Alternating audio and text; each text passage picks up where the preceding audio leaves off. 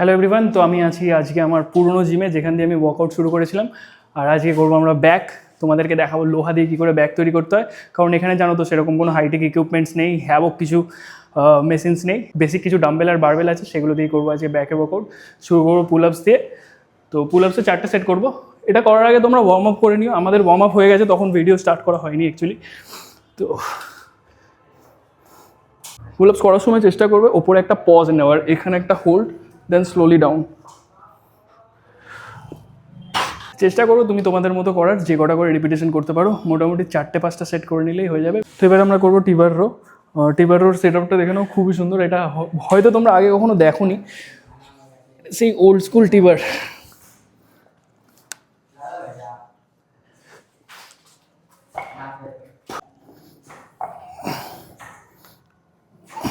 টিবারটা আমার favourite exercise. Last ন্যাশনালের সময় তোমরা দেখেছিলে লোয়ার ব্যাকে আমার প্রচুর ইম্প্রুভমেন্ট এসেছিলো এই একটা এক্সারসাইজে। ভাই আমি 8 সেট 9 সেট করে টিবারও করতাম, আর শুধু বিশ্বাস করতাম যে এই এক্সারসাইজটাতেই আমার লোয়ার ব্যাক ডেভেলপ করবে। আর যেটা করেছিল, এইখানে টিবারও করার একটা আলাদা মজা আছে ভাই, কারণ এখানে কন্ট্রোল তোমাকে করতে হবে। অন্য টিবারের যেরকম অ্যাটাচমেন্টগুলো থাকে পেছনে, এবারে হুক টাইপের থাকে, সেখানে বারটা পুরো লক থাকে। বাট এখানে সব কিছু কন্ট্রোল আমাদের নিজেদেরকেই করতে হয়। বেশি ওয়েট নেওয়া যায় না, পুরো ভুলভাল একটু পশ্চাৎ নিয়ে গেলেই যখন তখন লেগে যেতে পারে।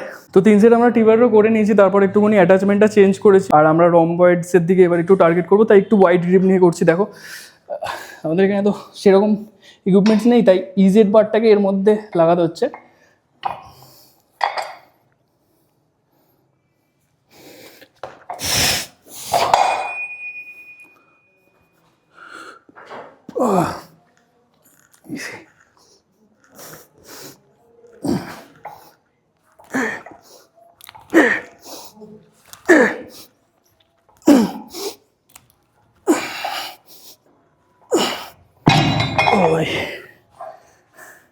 এটাও 4 সেট করবো। ওটা 3 সেট মতো করলাম, ওটার গ্রিপটা একটু ছোটো ছিল, এটা ওয়াইড গ্রিপ।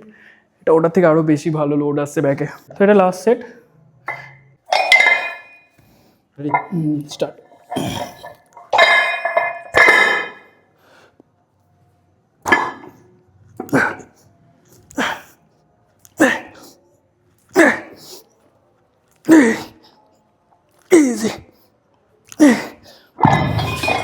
এই ওয়েটগুলোকে বুঝতে পারবে না যে কত কেজি আছে, ঠিক আছে, কারণ এগুলো আগে সেই পাউন্ডের হিসাব করে করা। আর কয়েকটা প্লেটের মধ্যে মুছেও গেছে যে এটা কত কেজি, কত পাউন্ড, কত এলবিএস, কিচ্ছু লেখা নেই। কয়েকটা প্লেটসের মধ্যে পুরো ঘষা খেয়ে খেয়ে। এটা প্রায় তোমার 1946 সালের জিম। তখন এই ঘরটা তোমার টিনের ছিল। তো বুঝতেই পারছো এই ওয়েটগুলো মানে রোদ জল বৃষ্টি সব খেয়েছে, খাওয়ার পর এগুলো সব উঠে গেছে। তো ব্যাকের ওয়ার্কআউট করতে করতে আজকে তোমাদের সাথে মেন্স ফিজিকের ব্যাকের পোজিং নিয়ে একটা খুব ভালো টিপস দিয়ে দিই, ভালো ইনফরমেশন একটা শেয়ার করে দিই। তো তোমরা অনেকেই দেখেছো মেন্স ফিজিকের পোজিং সবাই স্টেজের ওপর করার সময় লেগসের স্টান্সটা একদম ক্লোজ রাখে। এটা ক্লোজ রাখলে কি প্রবলেম হবে, তুমি যখনই ব্যাকটা ওপেন করবে বডি ডিসব্যালেন্স হবে। অনেকেই দেখেছো তোমরা হাতে কুনাকুনি করে ডিসব্যালেন্স হয়ে যায়, অনেকে স্টেজের উপর পড়েও যায়। তো তোমাদেরকে একটা খুব ভালো টিপ দিয়ে দিই, তাহলে তোমরা জিনিসটা আরও ভালো করে ইউটিলাইজ করতে পারবে স্টেজের ওপর।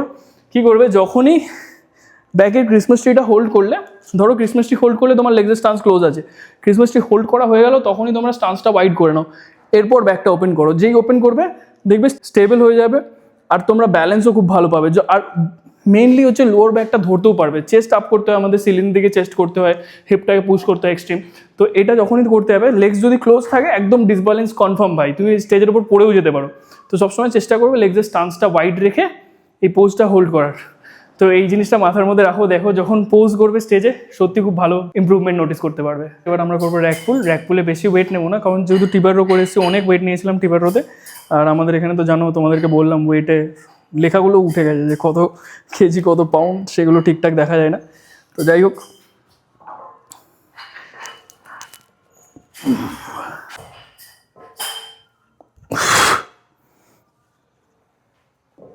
তো র্যাক পুল হয়ে গেছে তোমরা দেখলে। এবার করবো রিভার্স গ্রিপ বারবেল রো। এটাও তোমার একটা রোয়িং মুভমেন্ট। তো আমরা ব্যাকের ওয়ার্কআউটের দিন মোটামুটি 3-4টে রোয়িং করে থাকি, যেমন টিবার রো করলাম, এটা করলাম, সিটেড রো দেখি এখন যদি ওই ঘরে কিছু ফাঁকা পাই তাহলে সিটেড রো করতে পারি।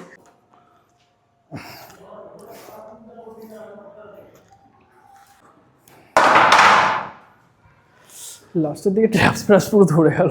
তো এবার আমরা করবো হচ্ছে হোয়াইট গ্রিপ পুল ডাউন। এটা আমরা এই ঘরে চলে এসেছি, যে ঘরটা তোমরা এতক্ষণ দেখছিলে সেটা ভাই 1946 সালে তৈরি হয়েছে ওই ঘরটা। তো যারা স্বাধীনতা সংগ্রামী ছিল, যারা লাঠি ঘোরাতো আগেকার দিনে, তারা সবাই ওই ঘরটায় প্র্যাকটিস করতো। আগে ওরা টিনের ছিল ঘরটা, আর এটা নতুন, এটা ওই 1975 বা 80 সালের বোধহয় এটা এই ঘরটা তৈরি হয়েছে। আর এই মেশিনগুলো তখন দিয়েই রয়েছে, তো তার জন্য এরকম গোল্ডেন কালার, এই রঙটাও কোনোদিন চেঞ্জ হয়নি ভাই। এটা জবে থেকে যেরকমভাবে রয়েছে তবে থেকে এরকমই রয়ে গেছে। প্লেট ফ্লেট সব ভেঙে গেছে, কিন্তু ভাই জানি না কেন প্রত্যেকটা এক্সারসাইজ খেলে লোড আসে প্রপার, যেরকম আমরা হাইটেক ইকুইপমেন্টসে ফিল করতে পারি ব্যাকের প্রত্যেকটা মাসেল, এই ইকুইপমেন্টসগুলোতে এক্সারসাইজ করার পরও প্রপার মাসেলে লোড ফিল করা যায়। তো এবার করবো ল্যাট পুল ডাউন, 4টে সেট। যেটা আসছে ওপর থেকে সেটা হচ্ছে সাইকেলের চেন। এখানে কিন্তু কেবল সিস্টেম নেই। তোমরা যে ইকুইপমেন্টসগুলোতে এক্সারসাইজ করো সেখানে দেখবে তোমাদের কেবল রয়েছে, এখানে আমাদের এখানে কেবল নেই, আমাদের এখানে সাইকেলের চেন দিয়ে তৈরি এই কেবলগুলো। এটা হচ্ছে বাটারফ্লাই। একদিনকে ভাবছি জিমটার পুরো ট্যুর করাবো তোমাদেরকে। এটা বাটারফ্লাই বলতো, ছোটোবেলা দিয়ে শুনছি বাটারফ্লাই। আমাদের যেমন পেক ডেক ফ্লাই হয় সেরকম এখানে এলবোতে লক করে সামনে ক্লোজ করতে হয়। দারুণ এক্সপিরিয়েন্স এই এক্সারসাইজ মেশিনগুলোতে এক্সারসাইজ করে হয়। তো লাস্ট এক্সারসাইজ আমরা করবো এবার হাইপার এক্সটেনশন। ল্যাট পুল ডাউন হয়ে গেছে, সব কমপ্লিট। হাইপার এক্সটেনশনের মেশিনটা, এটা ওল্ড স্কুল মেশিন, তোমরা দেখেই বুঝতে পারছো। তোমাদের যেরকম অ্যাঙ্গেলটা থাকে 45 ডিগ্রি, এটা তো এটাতে হ্যামস্ট্রিং অ্যান্ড গ্লুটস প্রচুর ইনভলভ হয়, বাট এটাই এখন কাজ চালানোর মতো আছে, এখানেই করতে হবে, কিছু করার নেই। এটা আমার ফেভারিট এক্সারসাইজ ভাই, হাইপার এক্সটেনশন। আগে প্রচুর মারতাম, মানে রিপিটেশন মোটামুটি ধরো 70টা 80টা করে রিপিটেশন করতাম হাতে ওয়েট নিয়ে। আমার কিছু পার্টনার ছিল, ওয়ার্কআউট পার্টনার ছিল, তারাও করতো আমার সাথে। ওই 50 কেজি 60 কেজি নিয়ে ড্রপ করে করে ওয়েট 70-80 রিপিটেশন করতাম, কারণ আমার লোয়ার ব্যাকে একটু ফ্যাট জমে। আর তোমাদের যাদের যাদের দেখবে লোয়ার ব্যাকে এখানে থকথকে ফ্যাট আছে, তাদের জন্য hyper extension must. Hyper extension করলে মানে ভিজিবল রেজাল্ট তোমরা দেখতে পাবে যদি ভালোভাবে করতে পারো এক্সারসাইজটা। তো আজকের মতো ব্যাস এইটুকুনি ছিল। এক্সারসাইজগুলো করে দেখো তোমাদের কেমন লাগছে, কমেন্ট অবশ্যই জানাও। সবাই খুব ভালো থাকো, হেলদি থাকো, ফাটিয়ে ওয়ার্কআউট করো।